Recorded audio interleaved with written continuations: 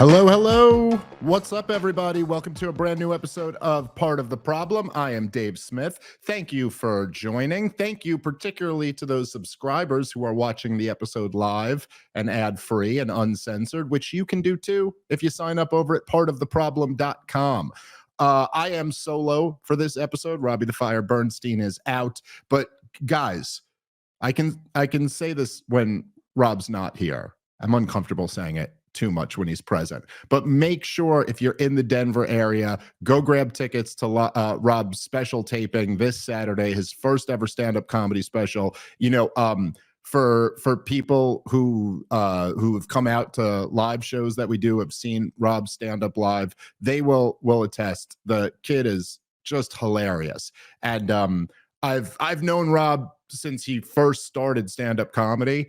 Like he was a real new guy on the scene when I first met him. He had just started, and it's been very cool. You know, we've obviously become very good friends, and we do this show together. But it's been really cool watching him get really good at stand-up. And you know, like I'm familiar with the material he's doing because he's been working it out over the last year or two, and it's just really, really good. I think you guys are going to love it. So make sure, go to porchtour.com if you can. I think there's still some tickets left for the late show. They will sell out, so make sure you go get those if you can.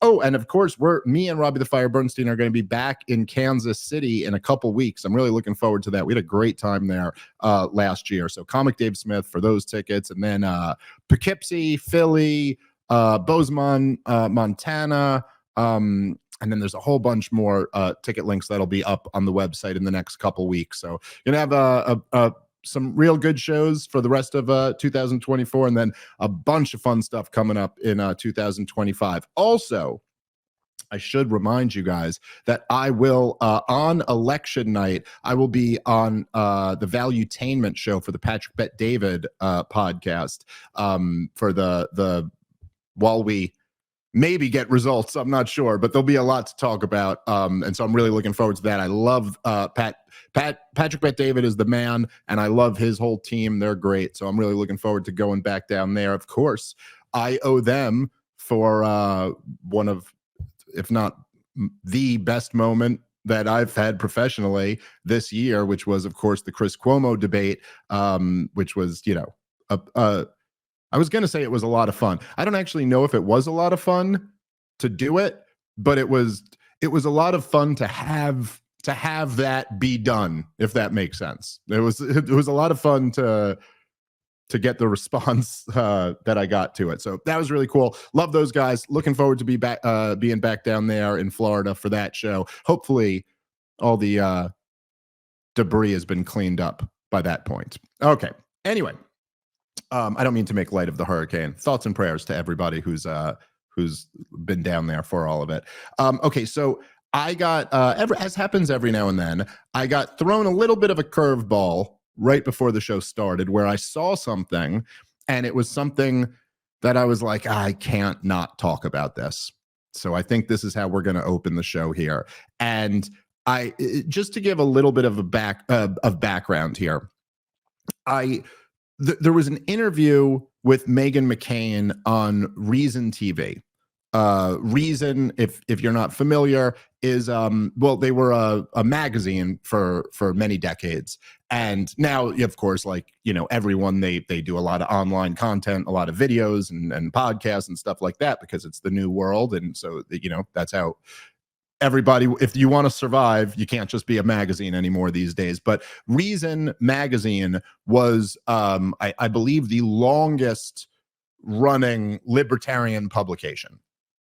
And they were, I think, for a long time, kind of the only real, you know, widely distributed libertarian magazine.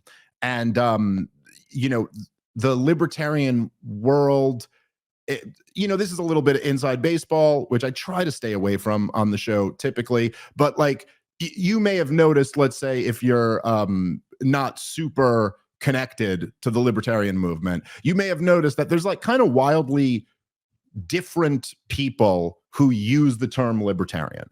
So there are people like me who use the term libertarian, and then there are some people who use the term who probably seemingly have very different political and cultural bents to them. And part of that is because, like with any political movement, there's different camps. And so in the same way that, like, Donald Trump may call himself a conservative and Dick Cheney may call himself a conservative, but they're very different, and whatever, Kamala Harris might call herself progressive, and then some, like activists on a college campus might call themselves a progressive and be like, oh, there are actually a lot of differences between them. But so the libertarian world is no different. There's always been these different camps. And the camp that I've always kind of been in is like the Ron Paul Mises camp. And for people who don't know, again, just in case you don't, just so you can kind of understand where the different factions here. But so Lew Rockwell founded the Mises Institute with Murray Rothbard. Now, Murray Rothbard was like essentially the guy who founded the modern libertarian movement. He was just like an unreal genius. He was an economist by training, but he was also a philosopher, a historian. The guy wrote dozens and dozens of books and some really excellent stuff. He's the guy who I credit more than any other one person, having kind of shaped my thinking, introduced me to a lot of these ideas.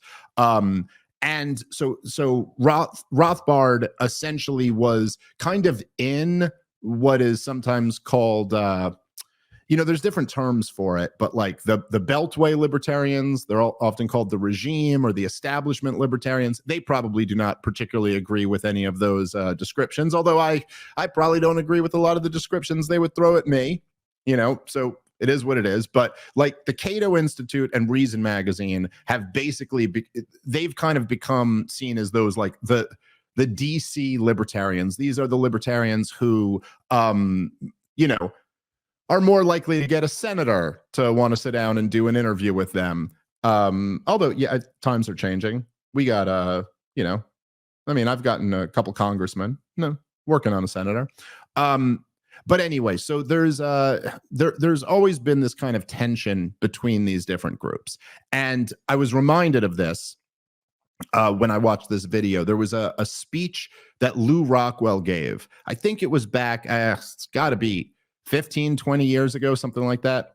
But he gave this speech, I believe it was called Regime Libertarians or something like that. But he had this line in the speech where he was being very critical of like the Cato Reason Magazine type libertarians. And he had this line in his speech where he said something like, the whole speech was like, what defines the regime libertarian? And essentially he was arguing that like they kind of claim to have this ideology, but when push comes to shove, they'll abandon their principles, or they'll water down the message, and they'll essentially do whatever needs to be done for them to continue having respectability in DC. At one point, he straight up says that they'd rather have Janet Yellen at a cocktail party than Ron Paul.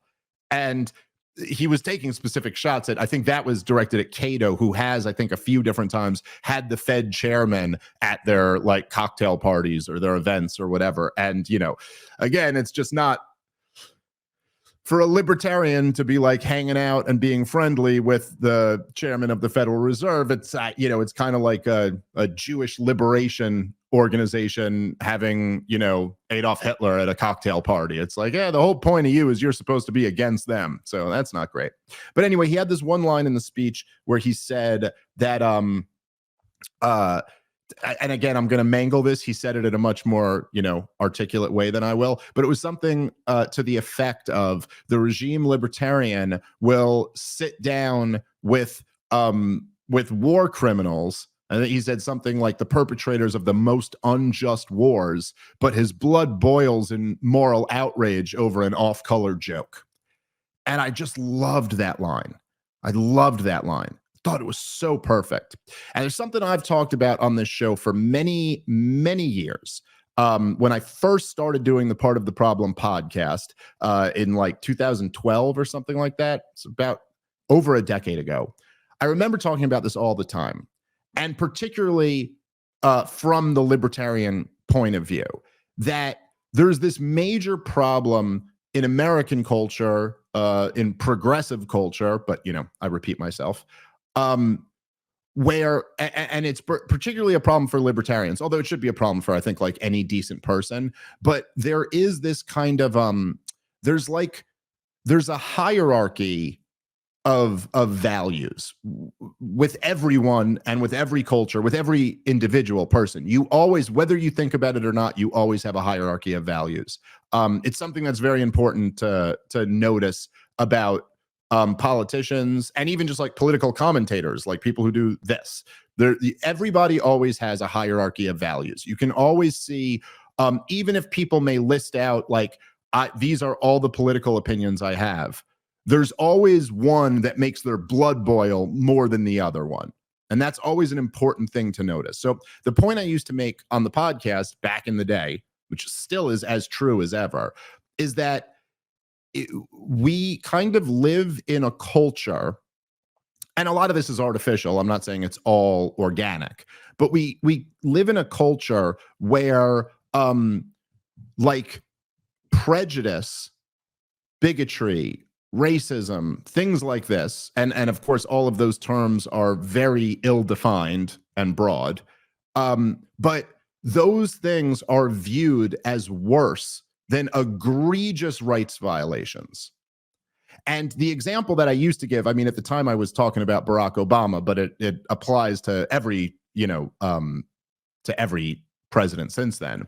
But I used to say, I was like, look, if Barack Obama on one day, if he were to like drone bomb a wedding in Yemen and kill 17 innocent people, 6 of them children, which was a thing that Barack Obama liked to do a lot.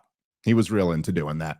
So if he did that in one day, and then the same day he came out and he said, there's no such thing as transgenderism. If you're a boy, you're a boy. If you're a girl, you're a girl. We all know what the outrage of the day would be, right?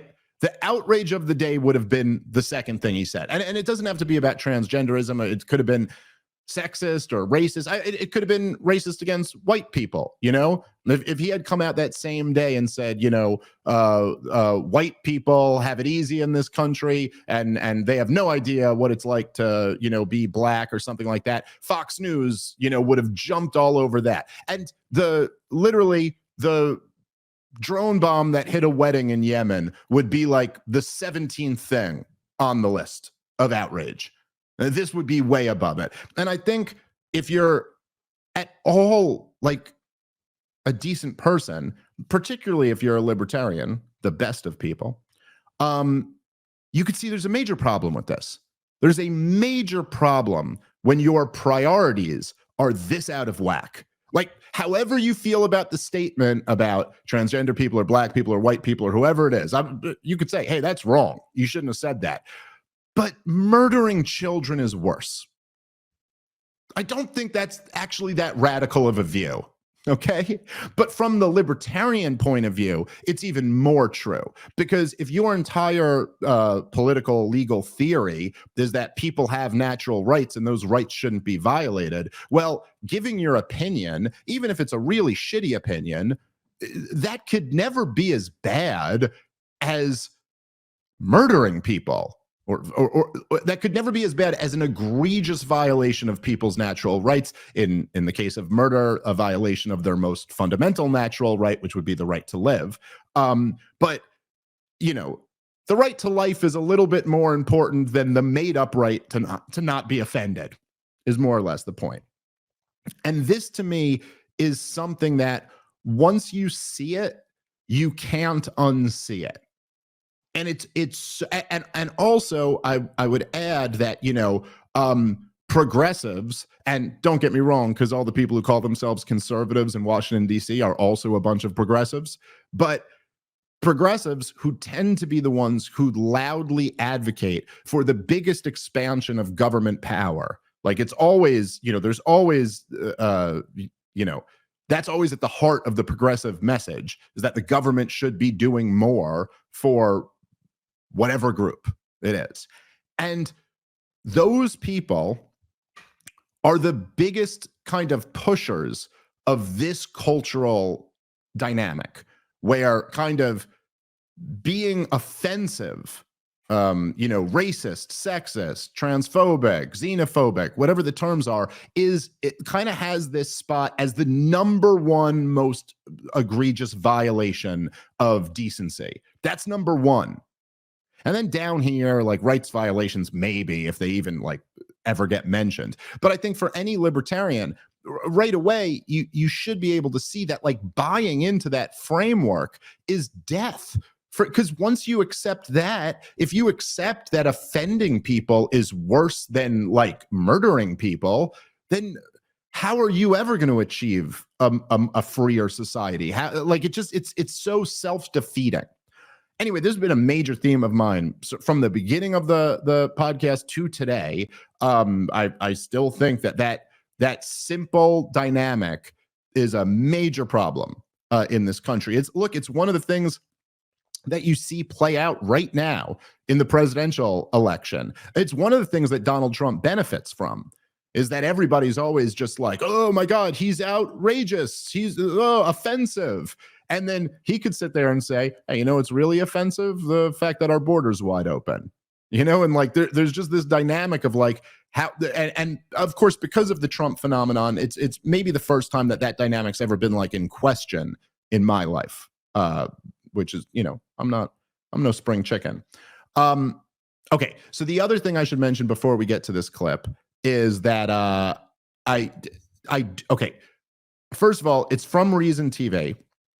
I should say, full disclaimer, I know several people who work for Reason, and I've always had a fairly good relationship, at least with a lot of them. There's definitely some of them who really, really don't like me, but there's a lot of them who I've always kind of at least been cordial with, or at least I think been cool with. I really like Liz and Zach. I like their show, Just Asking Questions. I've done it several times, and I always enjoy having conversations with those guys. And I always had a pretty good relationship, I think, with Nick and Matt. I don't know how much those guys actually like me, but we've always been cool enough, I think. There's definitely some other people there who have been pretty harshly critical of me, but that's okay. I don't think there's anything wrong with that. The interview is with Meghan McCain, who I do know her, not very well, and we had a little bit of a weird thing between the two of us. So just anyway, I don't know. Listen, I know this is a little inside baseball, but it's kind of fun to talk about this stuff. So when I used to do the Kennedy show regularly on Fox News before it was unjustly canceled, I used to do that show all the time. I was a regular on the show. And in fact, Kennedy was the first person who ever put me on television. And I'm always just enormously grateful to her for that. She also, first off, I grew up like an MTV kid in like the late 80s, early 90s. And she was a VJ at the time. And then it was just, I don't know, there was something just really cool about it that I used to watch her when I was a little kid. And then she ended up being the first person who ever put me on television. And she's also just like the sweetest, funniest, smartest person you've ever met. She's just great. I love Kennedy, and I loved her whole staff. It was a real great experience being a regular on that show. And so I ended up being on a few panels with Meghan McCain. And I thought we were kind of cool. Like it was me and her at the time, we had both started dating who we eventually went on to marry and have kids with. And we used to talk about that before the show. She was always very nice to me. But when we were on the show, we'd always argue because, she's Meghan McCain and I'm me. And she'd always be advocating for the next war, and I'd always be tearing that argument to shreds. And that's just, that was the dynamic. So one day, I may have told this story on the podcast before. I'm not sure about this, but one day, the producer from Kennedy called me in the morning. I was supposed to do the show that afternoon, or I was doing the show that afternoon. And she called me and said, who I had a very good relationship with her at this point. And she called me and said, hey, listen, you're on the panel with Meghan McCain today. Meghan asked if you could not bring her family up. And I was kind of taken back by it because it was just such a weird way to phrase it. Like I was like, bring her family up. Like it made it sound like what I would say on the show was like your mom's fat or something like that. Or I was like, I don't like bring her family up. I was like, you mean her father, who's the chairman of the Senate Arms Committee? Like, no, I'm not agreeing to not bring him up. And of course, as you know, if you know anything about Meghan McCain, she always brings her father up. Like every single time she talks, she always mentions her father. So like, what am I going to not respond to the fact that your father is the most blood-soaked warmonger in the world? Like, I don't know. No, I'm not going to. And I kind of got upset that they even asked me that. And I was like, well, no, then don't book me on panels with Meghan McCain, but I'm not going to not talk about her father being the leading war hawk in the Senate.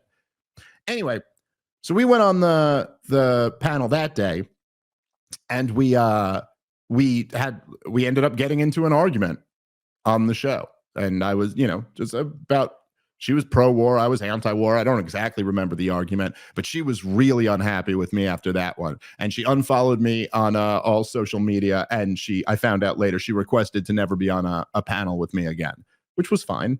I was like, okay, well, I'm not going to stop saying it. So yeah, probably if you don't want me to talk about this, you probably just shouldn't do panels with me because I'm going to keep talking about it. So whatever, it was fine.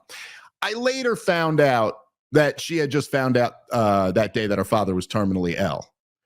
But I had no way of knowing that at the time. At the time, it was just like, oh, I'm not going to not mention a war hawk. Turns out he was dying. The world learned about that a little bit later. Anyway, so I could understand maybe that's why she wasn't in the best of moods that day. But anyway, I don't even know why that anecdote is relevant to this, but it was just in my mind. And so I was going to share it with you guys.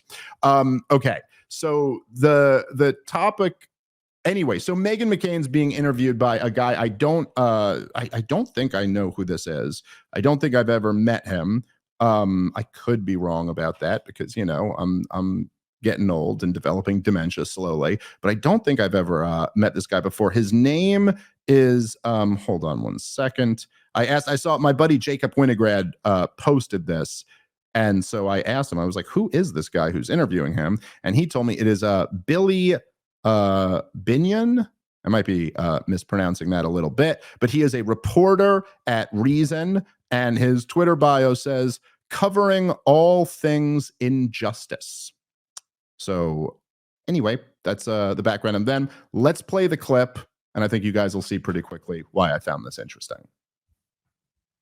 And I feel a little weird being in Reason's office because libertarians tend to really hate me. So I hope your readers don't just, or listeners, don't just like click off as soon as they know I'm a guest.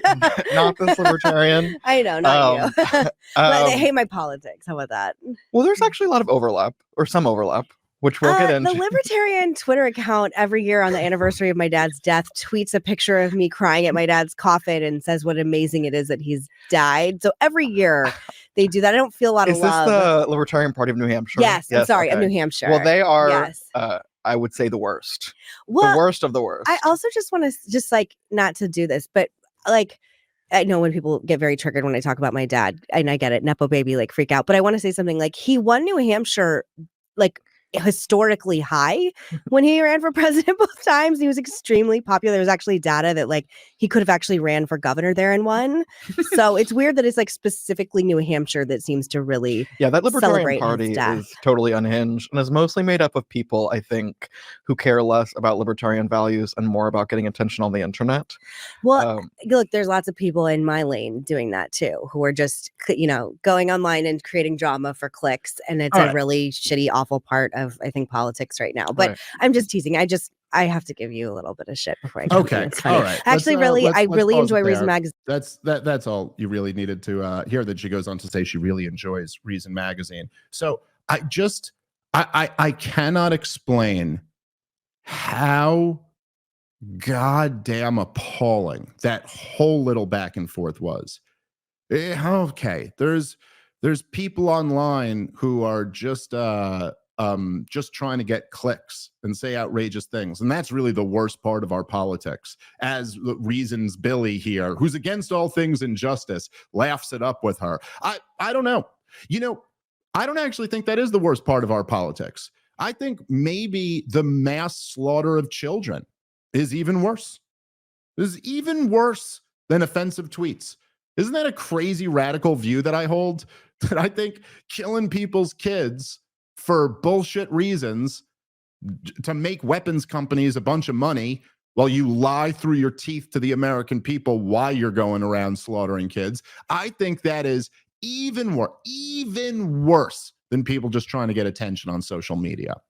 Which, look, again, by the way, maybe this is a disclaimer, maybe I don't even need to make this, but I've been one of the, a pretty strong critic of the Libertarian Party of New Hampshire's Twitter accounts. I don't like some of their more shitposty tweets, and I didn't like that they share that picture of Meghan McCain, but give me a fucking break. Give me a break. This Billy guy, this fighter of all things injustice, working for a libertarian publication, is going to say that they're the worst of the worst because they tweet offensive things. While, by the way, the subject is John fucking McCain, this blood-soaked monster who, if there is an afterlife, is certainly burning in the pits of hell right now. John McCain, the champion of the Iraq war, the war in Afghanistan, the war in Libya, the guy who went over and met with ISIS's friends in Syria and criticized Obama for not sending more weapons to Al-Qaeda and ISIS in Syria, the guy who met with neo-Nazis in Ukraine and bragged about how they were going to lead this coup against Yanukovych. But yeah, he's the guy who's largely responsible for every war to this day. But you will sit down with this woman and say and throw them under the bus and say they're the worst of the worst.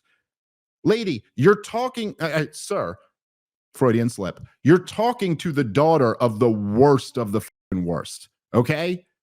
Like, goddamn, have a backbone. And then he's going to have the nerve, the nerve to say, this is like when Chris Cuomo told me that I was only motivated by clicks. You go, oh, you just want to be against the COVID tyranny because that's how you get views on your podcast. And it's like, motherfucker, you're going to sit here and tell me my motives are impure when you were the -- show at CNN during the whole the rise of the COVID regime. And you never said one goddamn word that would go against the official narrative. You just kept cashing those CNN checks, didn't you? Okay. And then as soon as he's off CNN, and he's over there now on Patrick Bet-David's show and doing deals with Valuetainment. Oh, all of a sudden now he's talking about how there's vaccine injuries and how he's on ivermectin. But then he's going to turn around and tell me I only do things for the clicks. I mean, Billy, to sit here and say that New Hampshire's own, the Libertarians in New Hampshire, they're only motivated by what? Trying to get attention or something like that. See, they don't really care about liberty. They only care about getting attention. Well, what are your motives here, dude? Kissing Meghan McCain's ass when you're talking about the legacy of her father? What's your motivation here? Oh, maybe it's to get a little bit of respectability. Maybe your motivation isn't really to fight all things injustice. Maybe your motivation here is to like virtue signal. Oh, look, I'm with you. I'm against people being edgy on Twitter. That's so much worse than being a fucking war criminal. Like, Jesus Christ, man. So pathetic. And it's the worst thing. It's like, dude, it's such an embarrassment to libertarians. It's like the fucking worst. And I can't tell you, man, like no matter how big this show has gotten or how big my profile has gotten, it's still libertarians like this are still this albatross around our neck, where anytime you try to argue with somebody else that libertarianism is the way to go, they can always point to someone at Reason or someone at Cato and go, huh, yeah, sure. Yeah, you guys are really great. Look at this clown here. And they're not wrong. They're not wrong. Because you got to deal with people like this who use the term, who are just so fucking pathetic. I mean, I remember it was true for a bunch of people at Cato and Reason during the COVID insanity, right? So this back 4 years ago or 3 years ago, when you had lockdowns, nationwide lockdowns. I shouldn't say nationwide lockdowns. They never locked down South Dakota, but every other state had lockdowns. Can you think of a more anti-liberty policy than the government through executive fiat, not even through like a legislation, but just through the governors declaring emergency powers, invoking emergency powers, many of which were not outlined under the law at all.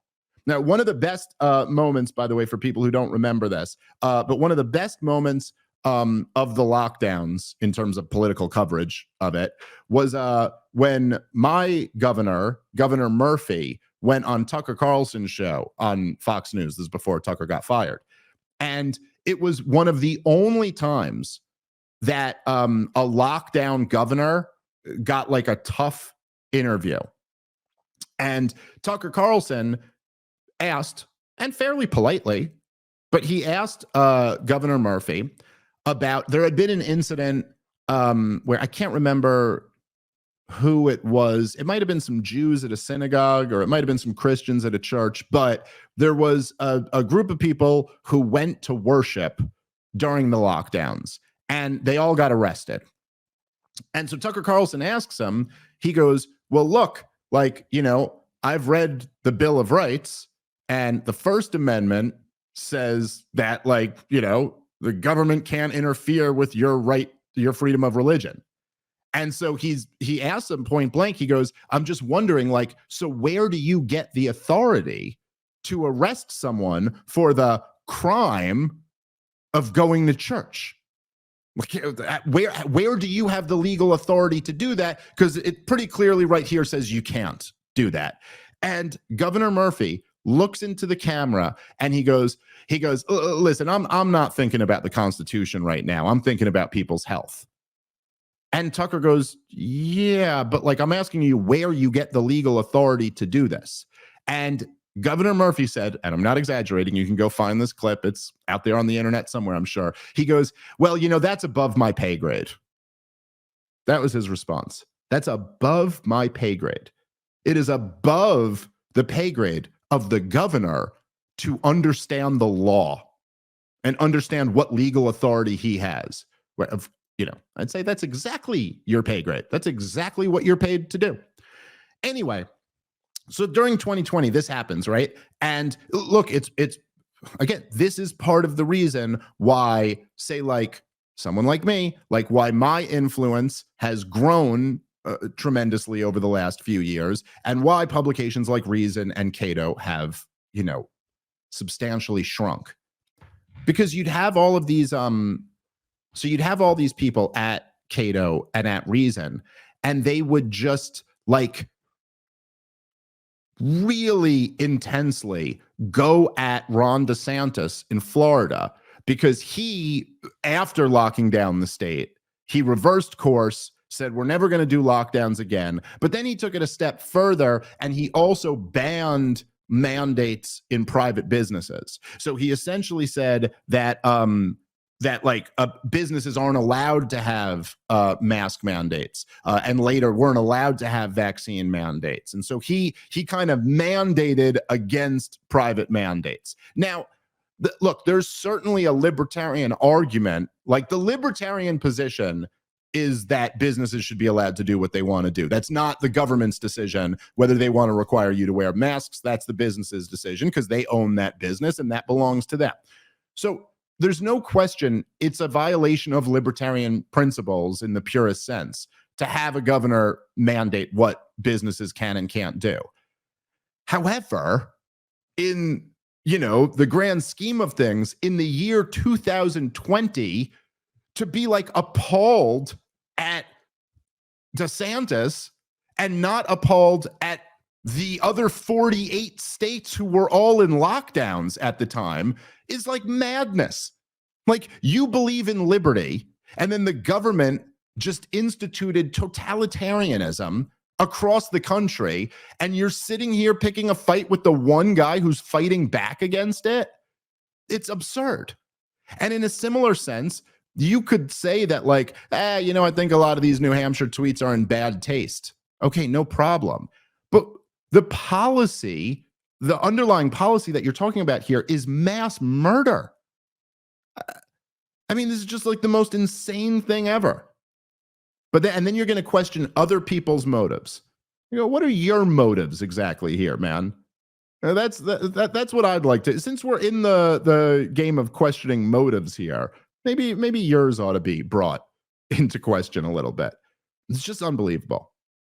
It's such a goddamn embarrassment. All right, guys, let's take a moment and thank our sponsor for today's show, which is Sheath Underwear, longtime sponsor of the Part of the Problem podcast. I love these guys, great guys who run the company, and the product is unbelievable. It's the most comfortable pair of boxer briefs you will ever own. The only underwear that I wear. I stand by them. Go get one pair of them. You're going to love them. You're going to do what I did, which is you're going to throw out all your other boxer briefs and only wear Sheath underwear because they're just better. They're high quality. And you feel good. You feel good about yourself when you put on a good pair of boxer briefs. I never used to think that mattered, but now that I'm a finer gentleman who wears Sheath underwear, I understand. I understand what it means. So if you want to join the cool kids, go over to sheath.com and make sure to use the promo code problem20. That will get you 20% off your next order.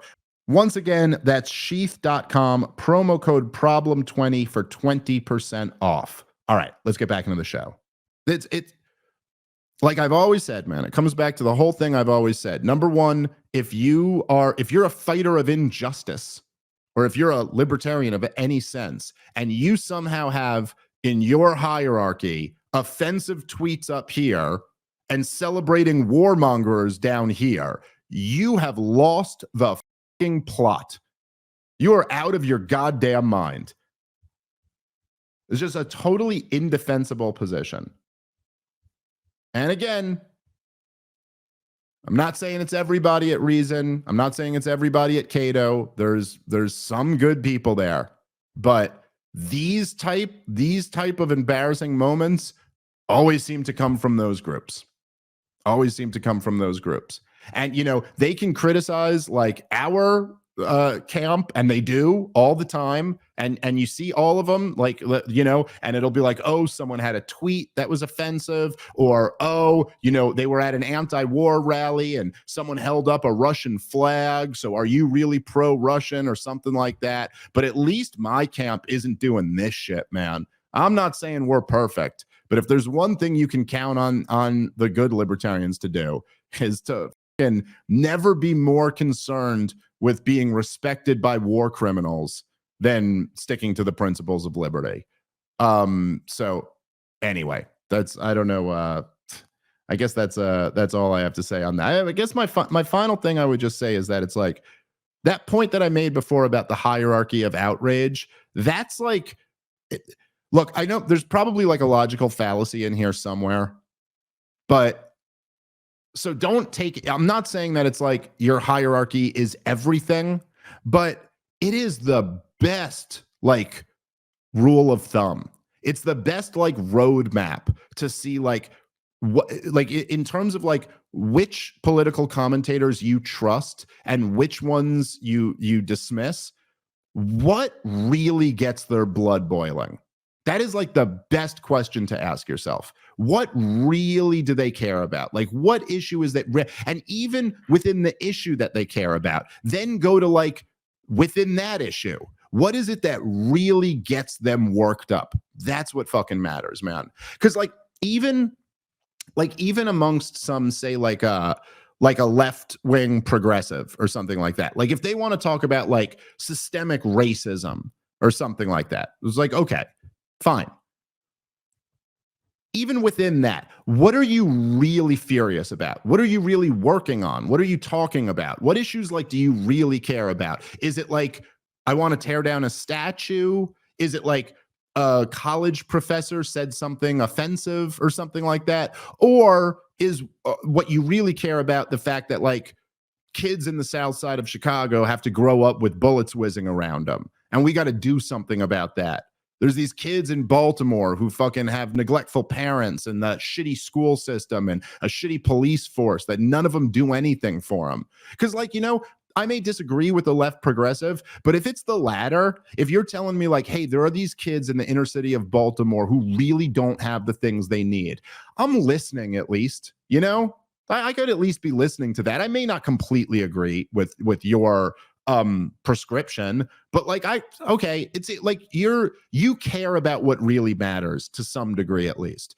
But if it's like, oh, someone told an off-color joke or like someone said something offensive, it's just like, go fuck yourself, man. Is that your biggest problem in the world? Then great. Then I guess a lot of problems have been solved if that's what you're actually focused on. Man. All right. Let's switch gears. I've said about as much as I can say about that, I guess. There was one other thing that caught my mind, that caught my eye, I should say, that I wanted to respond to on the show today. So there was because, you know, there's obviously election day is coming up a few weeks away. And, you know, we've been focused on the presidential election, as have most people who have been, you know, in this space. But there are also a bunch of other elections coming up. And one of them, which is an interesting one, is the Senate race out in Texas. Texas has been, obviously Texas is a red state, but there have been some years where it got pretty close, where the Democrats were like within striking distance. And that's, I think, due to demographic changes primarily. Maybe there's other factors as well, but essentially you've had a lot of people from California and a lot of people from South America moving or immigrating to Texas. And over the years, that does have an effect on voting patterns. And so, you know, one of the interesting dynamics in American politics has been migration patterns, and not just like immigration, but people moving within the 50 states. And obviously, like we had pretty high levels of that over the last few years, particularly with people flooding out of New York and California and flooding into places like Texas and Florida. Now, one of the big questions, one of the big political questions over the last few years has been like, well, what effect does that have on voting patterns? And this was something people were asking about Florida a lot, because so Florida, right, like they ended their lockdowns, as we were just mentioning, quicker than every other state that locked down. And then they were kind of like, for a while, they were like the place that was open while the rest of the world was, the rest of the country was shut down because of COVID. And I mean, it was like South Dakota never had a lockdown, but you know, not too many people want to move to South Dakota. No offense to my listeners from South Dakota, but you know what's up. But Florida was a place that had a lot of, you know, there's beaches and cities, and you know, so a lot of people moved down to Florida. They also don't have a state income tax, so that helps. And there was a question mark about like, okay, well, are these, let's say, New Yorkers who have traditionally voted, you know, for the Democrats, they're moving down to Florida now, which was a swing state. Are they going to vote for Democrats? Or is it the fact that, you know, maybe the people who moved weren't the Democrats and the people who moved were Republicans? Or maybe the people who moved used to be Democrats, but they're so against the lockdowns. I mean, you got to be pretty against the lockdowns to move out of your state because they're locked down. So how would that work? And we got a pretty clear answer in Florida with DeSantis, where DeSantis won his first election by like a razor thin margin. I think it was a few thousand votes that made him governor, and he won his re-election with like a dominant blowout, won by like 20% or something like that. So anyway, those questions are still up in the air in Texas. It's a little bit different in Texas than it is in Florida. And it looks like, I believe this is a pretty tight Senate race. Anyway, none of that is really the point of this clip, but the clip has to do with Israel and Palestine.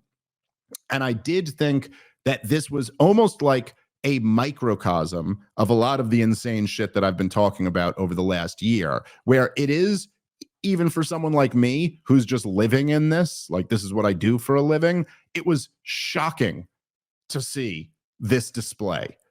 So here is Ted Cruz in a debate with his Democratic rival for an election that's a few weeks away, and here were their answers on when the topic of Israel came up.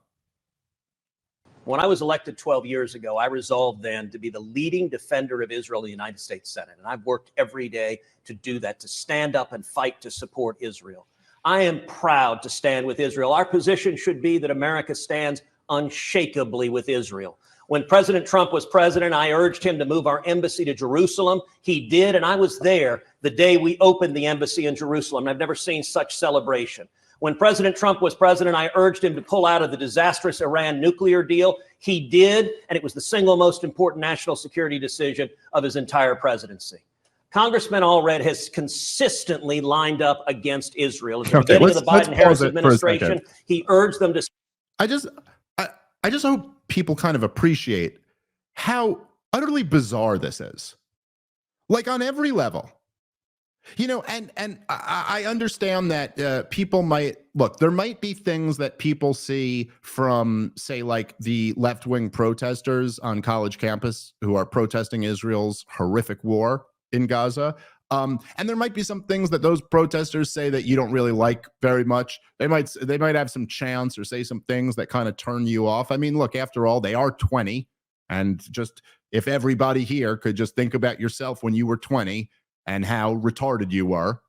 Okay, well, these guys are 20 too, so they may say some dumb shit. They might even say some like offensive things that are in bad taste. I've criticized them a few times for doing that. And you might see some things on Twitter from some more right-wing people that you think is like, man, there's a lot of Jew hatred going on here. And so, and like, I understand where that a lot of that stuff turns a lot of reasonable people off. But just for a second, focus on how goddamn bizarre this is. That a senator who's running for re-election in Texas gets up on the debate stage and just like pledges his loyalty to a foreign country. And just what other foreign country does anyone ever do that with? In what, and not just in our country, like in what country? In what country does anybody ever stand up in like the Greek elections and talk about how loyal they are to Italy? Like, what a bizarre thing for a politician to have to do. To sit up here and talk about how we must be unwavering in our support of this foreign country that's halfway around the world from us. That's a very controversial country right now that objectively is involved in like a pretty horrific war. Maybe you support Israel and you think like, oh my God, it's so terrible. They have to do this. They just have no other option and they have to do this. Still pretty controversial. Still a pretty terrible thing they're doing. And why the fuck do our politicians have to be loyal to a foreign government? This is madness. And then on top of that, think about what he's bragging about. Like he's bragging about Donald Trump's Middle East policy. Now, if you don't, for those of you, if you don't understand the significance of like moving the embassy to Jerusalem from Tel Aviv. Okay, the reason why that was a controversial move is because East Jerusalem is what is considered by the international community to be occupied territory. Like it's not supposed to be Israel's. It's supposed to belong to the Palestinians. And so there, like, obviously, it's not a policy change to move the embassy to Jerusalem. It's a signal, but the signal is a huge, like, middle finger to the Palestinians.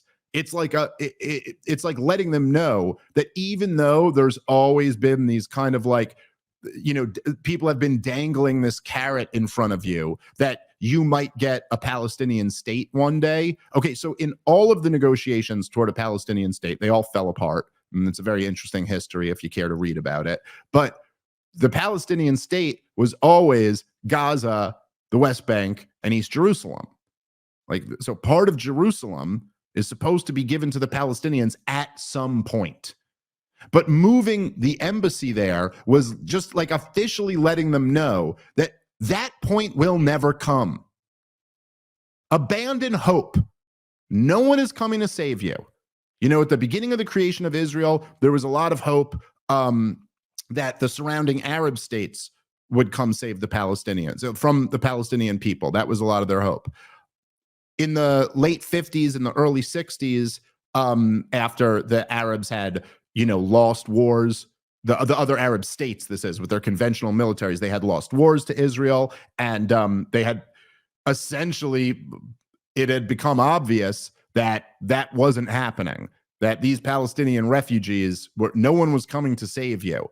And this is when Yasser Arafat rises up, and the PLO and all of these forces, and like the kind of terrorism first begins, because then they were basically trying to like recreate the model that had been successful in other places, like Algeria, I think, was the biggest one. But the kind of the type of warfare that really has defined post-World War II warfare, where you have, if you think about, say, like in Vietnam or in any of the American wars in Iraq and Afghanistan, well, you have these asymmetrical conflicts where there's a much more powerful military who's an occupying force, and you want to drive that occupying force out. Well, okay, the way to do it, at least the way that worked in Algeria, and this was Algeria drove the French out, I want to say in 1961 or 1962.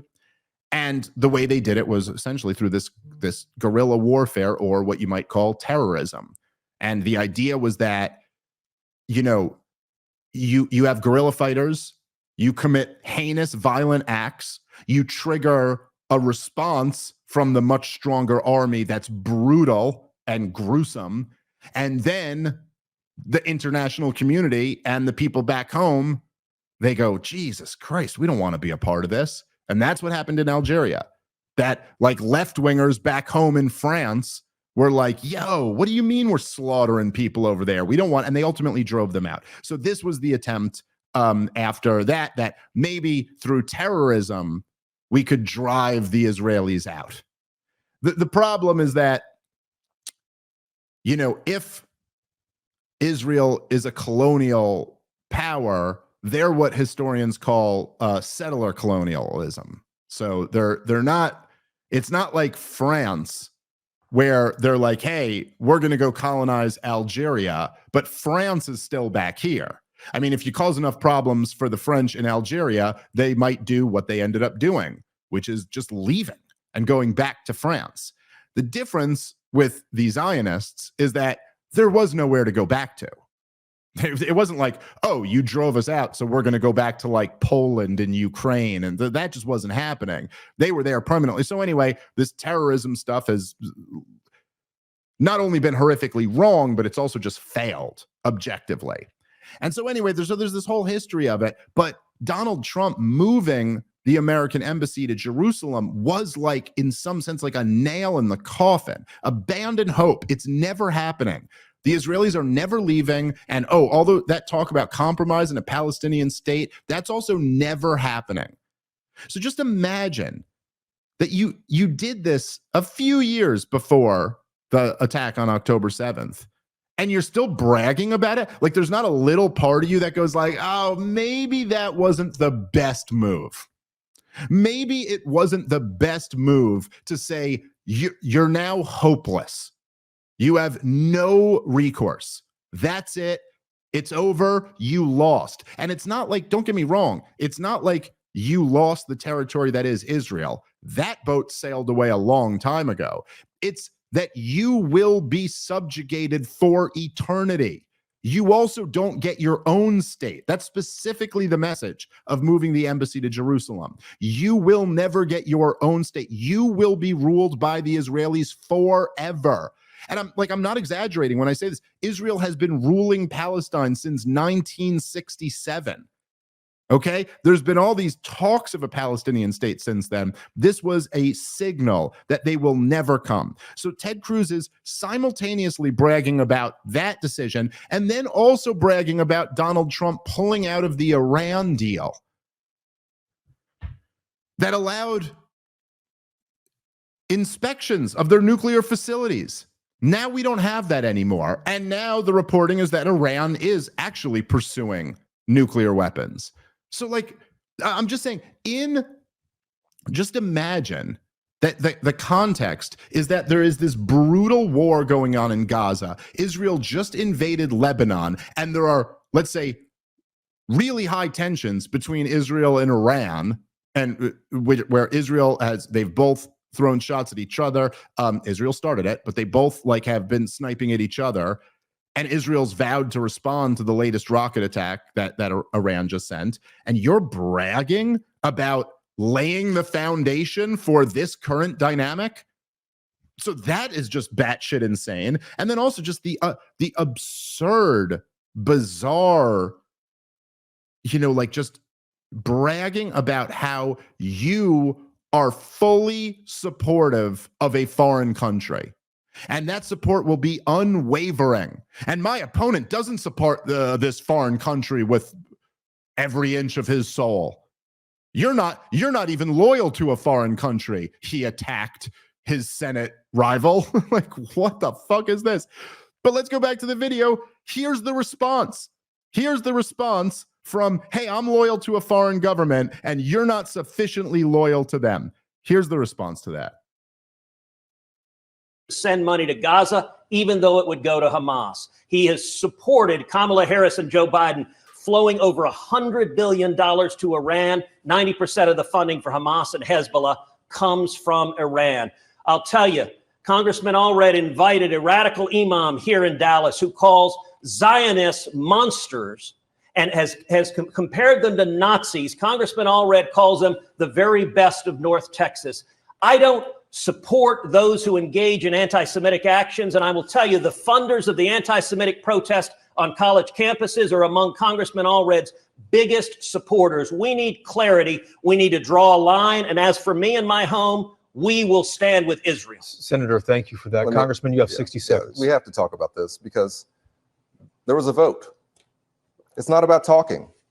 It's about action. We had a vote in the United States Congress to provide military funding and aid to Israel, to Ukraine, to Taiwan, to address the humanitarian issues in Gaza and around the world. Part of that aid package was $5 billion in the interceptors that were used in the Iron Dome to prevent the Iranian rockets that just rained down Israel a couple of weeks ago. That happened in spite of Senator Cruz. It was a very illuminating vote because the extremists were the ones who voted against it. The far left voted against it. The far right voted against it. I think there was only 18 senators who voted against it. All right, so let's pause it. Ted Cruz was one of them. So you can't tell me. Here. Okay, so again, I just want everyone to imagine just how you cannot overstate the madness here. Okay, so because keep in mind, this is politics. We're a few weeks out from an election. Now,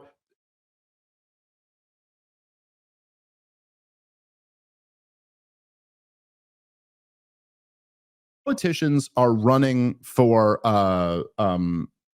office. Do they tell the truth and tell you what they're going to do? Or do they just pander and say whatever the voters want to hear? Okay, so now that you asked yourself that question, and to ask it is to answer it, keep this in mind. This guy's a Democrat, okay? The latest polls I saw were 50% of Democratic voters consider what Israel is doing in Gaza a genocide. Okay, 70-something% want a ceasefire. Okay, so it is overwhelmingly more popular amongst Democratic voters to not be supporting Israel's war. So just keep that in mind in the background.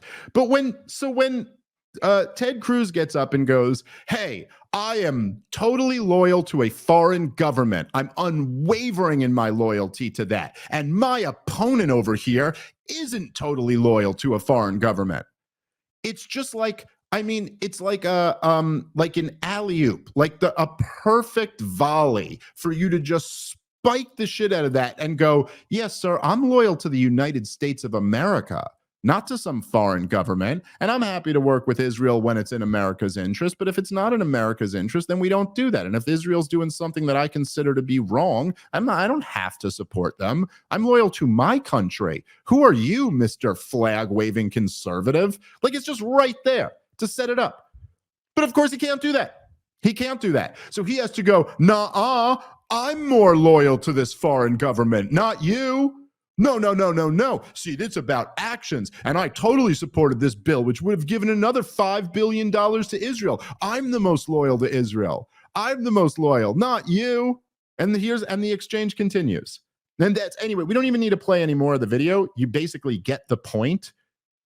But when you look at that and you go, okay, so wait a minute. So what's really going on here? What's really going on?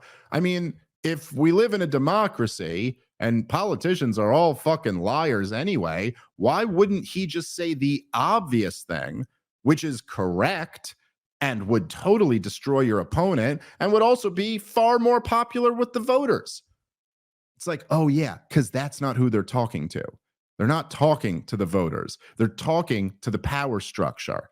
That's what they've got to consider. They've got to consider AIPAC and the ADL and the Southern Poverty Law Center and just the entire political machine. And you know that if you don't pledge your undying loyalty to Israel, a foreign country, you're in jeopardy of being completely ruined. You know, I don't know, AIPAC brags about the tens of millions of dollars that they've thrown into political races just this year. And what if you're a critic of Israel? There's just going to be tons of money sent to your opponent. So that's what's really going on here. And all I'm saying is, like, you could be as turned off and as appalled by the protesters on college campus or by right-wingers who hate Jews or whatever. You could, like, I'm not defending any of that. Fuck all those guys. But just for a second, look at this. Look at this dynamic. This is insane and indefensible and anti-American. It's anti-sanity that you have to just compete over who pledges their loyalty to a foreign government at a time when they're just committing horrific atrocities, when the International Court of Justice has ruled that they're plausibly committing a genocide, but you must declare your loyalty to them. I'm sorry. But again, back to what I said before about like the hierarchy of outrage. And it's important to remember, because listen, outrage, like everything else, is a finite resource. You only have so much of it. There's only so many hours in a day. There's only so much breath in your lungs. You can only be outraged about so many things. And I'm sorry, the protesters or people on Twitter, none of them rise to the level of being as outrageous as this. This is madness. All right, I'm going to wrap up the episode there. Do not forget, guys, if you're in the Denver area, go grab tickets to Rob's special taping and come see us in Kansas City and all over the place. Porchtour.com for all Rob's dates, comicdavesmith.com for all of mine. Catch you guys tomorrow for the members only stream. If you want to catch that, go sign up at partoftheproblem.com. All right, see you guys tomorrow. Peace.